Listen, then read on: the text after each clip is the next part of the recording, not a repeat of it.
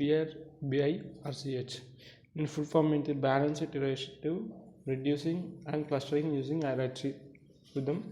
ఎందుకంటే hierarchy tree form అవుతుంది అన్నమాట, అందుకే దీనికి అలా చిన్న పేరు. చూద్దాం, ఒక ప్రాబ్లం తీసుకుని ఎగ్జాంపుల్ చెప్తా.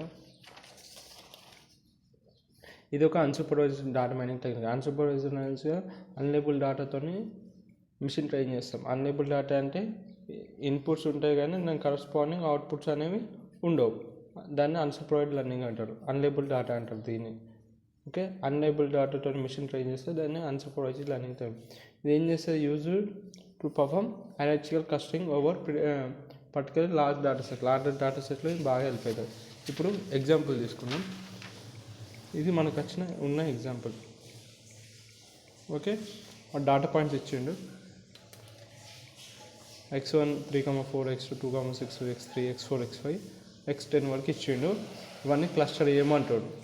Cluster the above data using bits algorithm. Consider the threshold ఎంత ఇచ్చాను. థ్రెషోల్డ్ అనేది 1.5 కన్నా తక్కువ ఉండాలంట. మ్యాక్సిమం బ్రాంచెస్ 2 కన్నా ఎక్కువ ఉండదు. ఓకే, ఫస్ట్ ప్రతి దానిలో ఏం చేస్తామంటే for each data point we need to calculate the radius and cluster feature. ఓకేనా, ఇప్పుడు ఒక్కొక్క పాయింట్ ఒక క్లస్టర్ రేడియస్ క్యాలిక్యులేట్ చేయాలి, దాంతోపాటు క్లస్టర్ ఫీచర్ క్యాలిక్యులేట్ చేయాలి. ఇప్పుడు 3,4 తీసుకున్నాం. ఇప్పుడు 3,4 తీసుకో. 3,4 తీసుకున్నాక ఏం చేయాలంటే ఫస్ట్ యాసిడ్ ఈ మూడు కనిపెట్టాలి. ఎన్, ఎల్ఎస్, ఎస్ఎస్. ఎన్ ఇప్పుడు ఒకటే ఫస్ట్ పాయింట్ కాబట్టి 1 as it is 1 data point consideration. ఇక్కడ మనం ఒకటే పాయింట్ కన్సిడర్ చేసుకుంటున్నాం కాబట్టి ఎన్ ఈక్వల్స్ 1 అవుతుంది. ఎల్ఎస్ అంటే some of data points under consideration, అంటే 3 సమ్ చేయాలి. ఓకే, ఇప్పుడు ఒకటే ఉంది కాబట్టి మనం ఏం సమ్ చేయం, నెక్స్ట్ అంటే సమ్ చేస్తాం. ఎస్ఎస్ అంటే స్క్వేర్ వేయాలి ఈ డేటా పాయింట్స్. ఇప్పుడు 3,4 స్క్వేర్, 3 స్క్వేర్ 9. ఓకే, మళ్ళీ 4 స్క్వేర్ 16, అట్లా అనమాట. సో ఇట్లా వస్తుంది.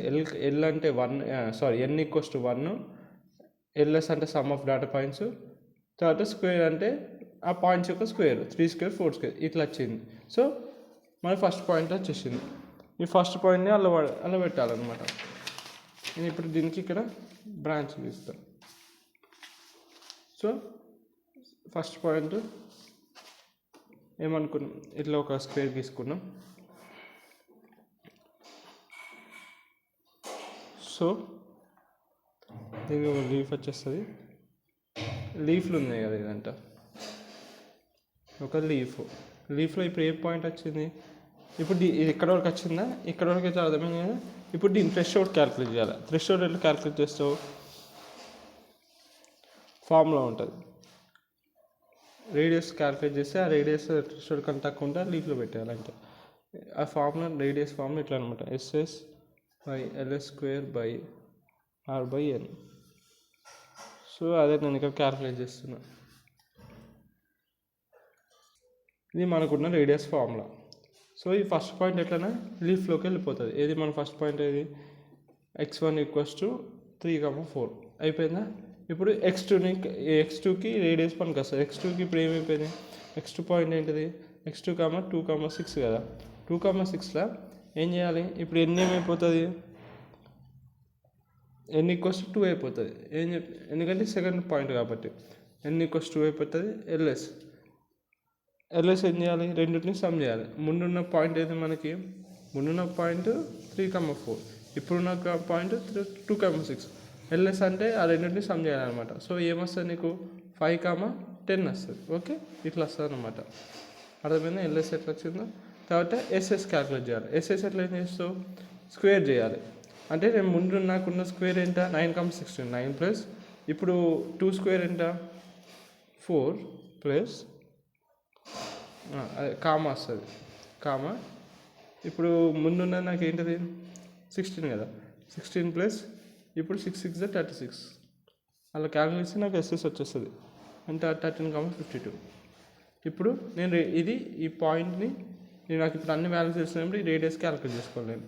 సో రేడియస్ ఏమైపోతుంది అంటే √13,52 మైనస్ 5.10 హోల్ స్క్వేర్. ఈ ఫార్ములాలో పెడుతున్నా అంటే 5,10 తర్వాత బై 2 చేస్తే నాకు మొత్తం ఎట్లా వస్తుంది అంటే క్యాలిక్యులేట్ చేసుకుంటూ పోతే 0.5, 1 వస్తుంది. ఇది ఏంటిది లెస్ దెన్ 0.5, 1 థ్రెషోల్డ్ అంటే 1.5 కన్నా తక్కువ కదా. సో ఇది ఏం చేస్తాం, ఇది ఇక్కడ పెట్టేస్తాం. x2 కూడా ఈ లీఫ్ లోపలికి వచ్చేస్తుంది అనమాట. x2 = 2, 6 అని ఇలా వేస్తాం. అర్థమైంది. సేమ్ అట్లనే ప్రతి దానికి చేయాలన్నమాట. ప్రతి డేటా పాయింట్కి వాళ్ళు క్యాలిక్యులేట్ చేసుకోవాలి. నేను ఇంకొక పాయింట్కి చేసి చూపిస్తాను. ఇప్పుడు x3కి చూపిస్తాను. x3 పాయింట్ తీసుకున్నాం.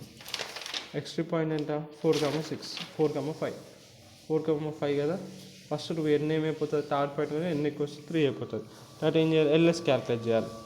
LS ఎంత 5, 10 అంటే 5, 10 వచ్చింది చూడు మనకి. ఇప్పుడు LS 5, దానికి ఈ పాయింట్ మళ్ళీ యాడ్ చేయాలి. 5 + 4, 5 కదా ఇది. అప్పుడు నీకు ఏమొచ్చేస్తుంది, నీకు 10, 15 వచ్చేస్తుంది. ఓకే, సారీ 5 + 9 వస్తుంది. 9, 15. సేమ్ అట్లా ఎస్ఎస్ క్యాలిక్యులేట్ చేయి. అంటే 13 + 4² +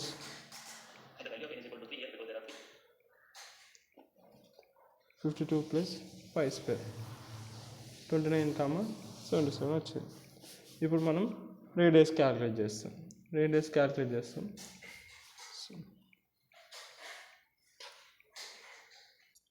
నాకు రేడియస్ వచ్చింది 0.47. ఇది లెస్ దెన్ థ్రెషోల్డ్ కాబట్టి ఇది సేమ్ ఈ లీఫ్ లోపలికి వచ్చేస్తుంది. x3 = 4, 5 దీనికి వచ్చేస్తుంది. సో అట్లా ప్రతి పాయింట్కి వేసుకోవాలి. ప్రతి పాయింట్ వేసుకొని ఇట్లా ఈ లీఫ్ వేసుకోవాలి. ఒకవేళ నీకు థ్రెషోల్డ్ అనేది రాలేదు, లెస్ దెన్ 1.5 రాదు, అప్పుడు అది ఇంకో లీఫ్లోకి వెళ్తుంది. సో నేను అట్లా కన్నీ క్యాలిక్యులేట్ చేసుకొని చేసిన అవి డైరెక్ట్ ఇక్కడ లీఫ్లో రాసిస్తాను నేను. అట్లా నేను క్యాలిక్యులేట్ చేసుకుంటూ పోతే నాకు ఇట్లా వాల్యూస్ వస్తాయి. బేస్డ్ ఆన్ థ్రెషోల్డ్ నేను అవి లీఫ్లోకి రాసిస్తాను. ఒక లెస్ దెన్ థ్రెషోల్డ్ ఉంటే ఈ లీఫ్లోకి వేసిన, ఒక మోర్ దెన్ థ్రెషోల్డ్ ఫాల్స్ అయినాకో ఇంకో లీఫ్లో పెట్టిన. ఓకే, తర్వాత నాకు ఆ క్వశ్చన్ ఇచ్చింది, మ్యాక్సిమం బ్రాంచెస్ ఎన్ని ఉండాలంట, 2 ఉండాలి. సో ఒకటి నాకు వేరే వచ్చింది, x10 అనేది అసలు ఈ 2 లీఫ్లకు సంబంధించి కాకుండా వచ్చింది. అందుకని ఏం చేసిన ఈ రెండింటిని కలిపి ఒక సింగిల్ బ్రాంచ్లకే చేసిన. అదే CF12 ఒక సింగిల్ బ్రాంచ్ లెక్క చేసేసి CF3ని స్ప్లిట్ చేసిన, CF3లో x10 పడేసిన.